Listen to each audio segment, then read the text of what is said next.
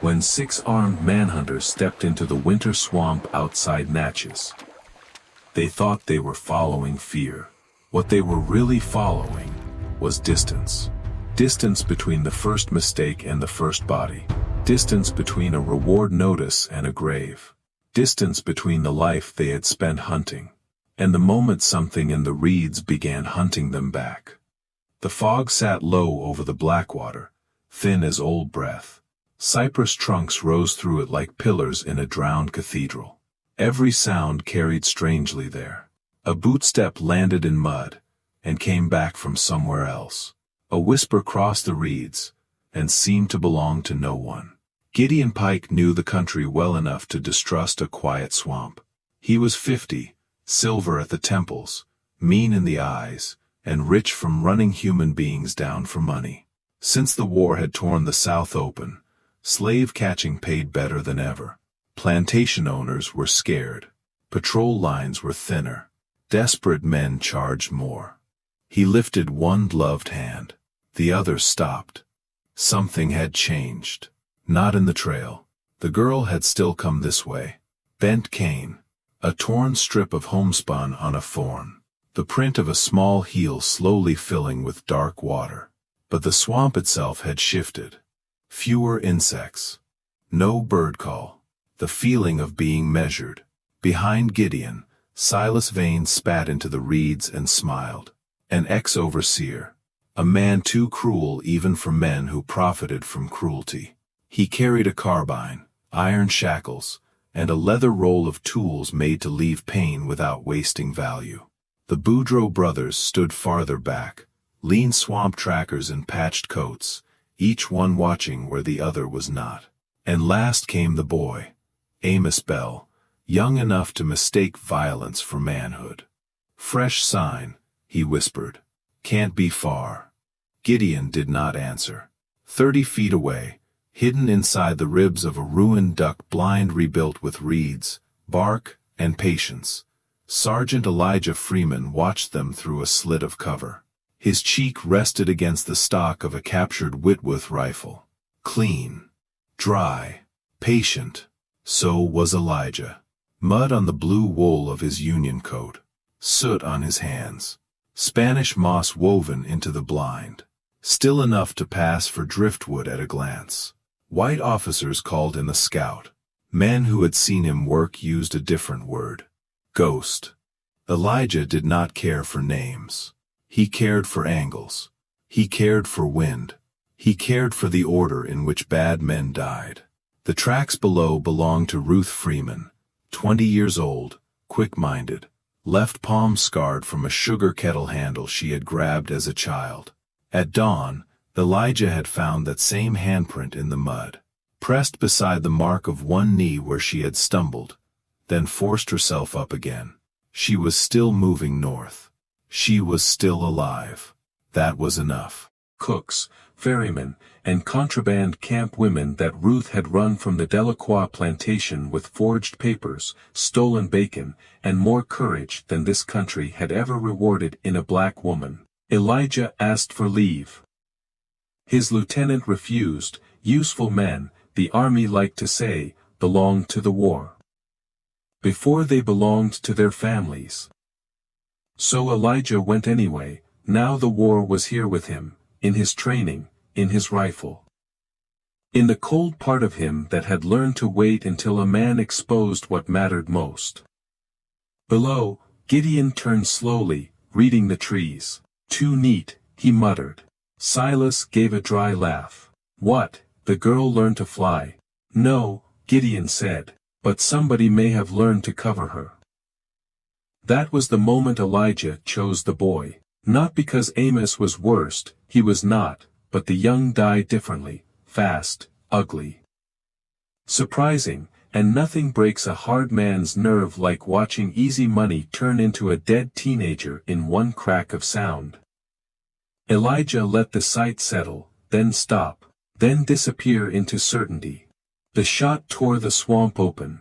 Amos Bell pitched sideways before the others even understood. His hat flew off. His rifle hit water. The blood spreading across his coat looked almost black in the dim light.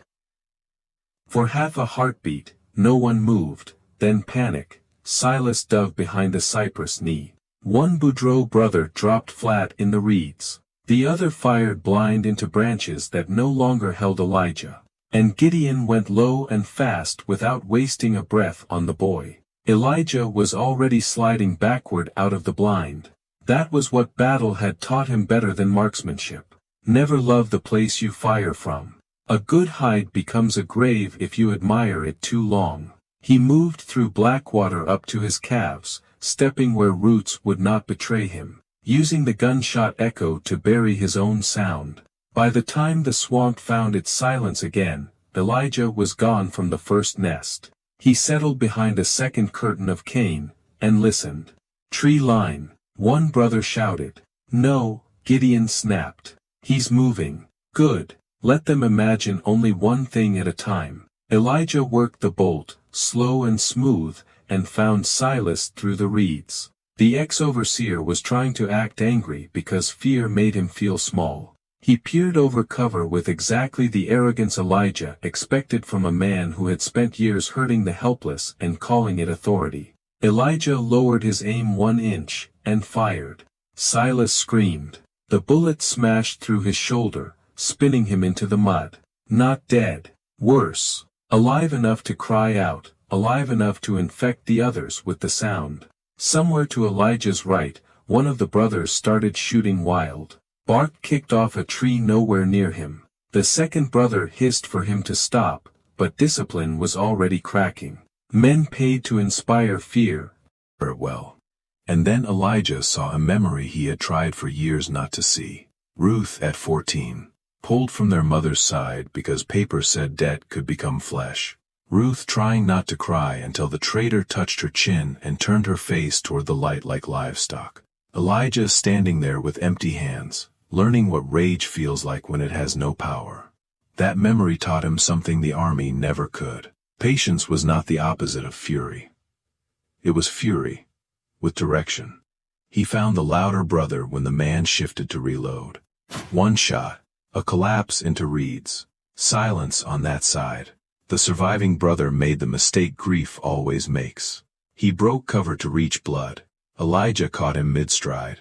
Now the swamp was left with 4 sounds. Fog dripping off cypress bark, Silas sobbing through clenched teeth, Gideon Pike's controlled breathing, and the slow knock inside Elijah's chest every time Ruth's name tried to turn him reckless. Gideon understood the trap now. This ain't random, he called into the gray. You're not here for the money. No answer. We were tracking a young woman. Dark skin. Scar in the left palm. Reads better than she ought to. That stirs something in you. Elijah's jaw tightened. So they had seen the notice. So they had been close. Silas, still bleeding in the mud, began dragging himself sideways through the water, trying to circle toward the last muzzle flash he thought he had marked. It would have been smart, if he had not been the kind of man who confused malice with skill. Elijah watched him crawl, watched him stain the black water, then ended it. Only Gideon remained. The old hunter did not fire. He thought. That was the trouble with men like Gideon. They lasted because they knew panic was a tax collected from the stupid. Elijah respected him enough not to rush. The light thinned. The swamp darkened from gray to iron. Far off, a heron lifted from the reeds with a flap like wet cloth. You're a soldier, Gideon said. Can hear it in the discipline. Still Elijah said nothing. Union, too. Probably one of the colored regiments. Means you've got rules. Means I can use them. He stood slowly from behind the trunk, hands out from his sides, rifle hanging loose, but not dropped. Listen to me. There are other crews on this route, better fed than mine. More horses, more dogs. Kill me and you waste time. Let me walk, and you can spend that time finding your girl. My girl. Ruth was not his possession, not his burden, not his excuse. She was the line he had refused to surrender to this country, even when it sold her, beat him, and told them both that law was just greed in daylight. Gideon kept talking, trying to turn words into movement. You think this ends with us? There's money on her head. Real money. Save one, and the rest keep hunting." At that, Elijah finally spoke. His voice came from somewhere Gideon did not expect, carried by water and timber, stripped of distance. "That is why you do not walk out." Gideon pivoted toward the sound, fast for his age, rifle rising. Elijah fired first. The shot shattered Gideon's weapon at the fore end, blasting splinters and metal into the fog. Gideon stumbled back, staring at the ruined gun in his hands, as if he had just seen his own future. Elijah wanted him to understand before he died. Not the danger. The difference. He shifted position one last time. "You spent your life hunting people who were forbidden to fight back." Gideon's hand dropped toward the revolver at his belt. "I learned in war how to kill men who thought position made them untouchable." The revolver cleared leather. Elijah's last round struck center chest. Gideon Pike sat down hard against a cypress root, as if his bones had forgotten what standing was for. His mouth opened once. Then the swamp took his weight. He did not move again. The silence after violence always arrived too whole. Elijah stayed where he was, counted to 100, and searched every line of shadow for anything that breathed wrong. Nothing. Then he rose and moved through the dead. Amos still looked young. The brothers looked smaller together than they had armed. Silas had one hand locked into the mud like he had tried to clutch the earth on his way out. Gideon lay beside the broken rifle that had made lesser men rich. In the old hunter's satchel, Elijah found stale biscuits, a brass compass, 2 spare cylinders, and a packet of folded reward notices tied with twine. He knew Ruth's face before he opened the top one. The drawing was crude. The scar on the left hand was still there, and so was the price. $600. Dead or returned. For one long moment, Elijah stood in the fog with the paper in his hand, and imagined all the men who would read that number and see not a woman, not a sister, not a life with a childhood and a laugh and half-remembered hymns. Just money. He gathered every notice from every bag. In a shallow patch of dry earth beneath a leaning cypress, he built a small fire. When the flame caught, he fed the papers to it one by one. Ruth's face blackened first, then curled, then lifted away in sparks. The swamp reflected the fire in broken strips. Elijah watched until nothing remained but ash and the smell of wet paper and old glue. No triumph, only correction. 5 fewer men on the route. 1 set of eyes removed from the dark. North was still north.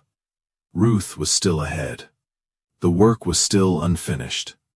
He checked his ammunition, pulled his coat tighter against the cold, and stepped back into the reeds. By dawn, people would find blood in the swamp and make stories, because stories are easier than truth. Some would say Union raiders crossed deeper south than anyone knew. Some would say spirits guarded the runaway roads. Some would say the swamp itself had turned on bad men. But conductors along the river would pass a different story, from cabin to skiff to campfire. That somewhere in the Blackwater country, slave hunters had begun to fear a patient rifle. And that once, on a winter night outside Natchez, one black soldier decided the dark would belong to them no longer.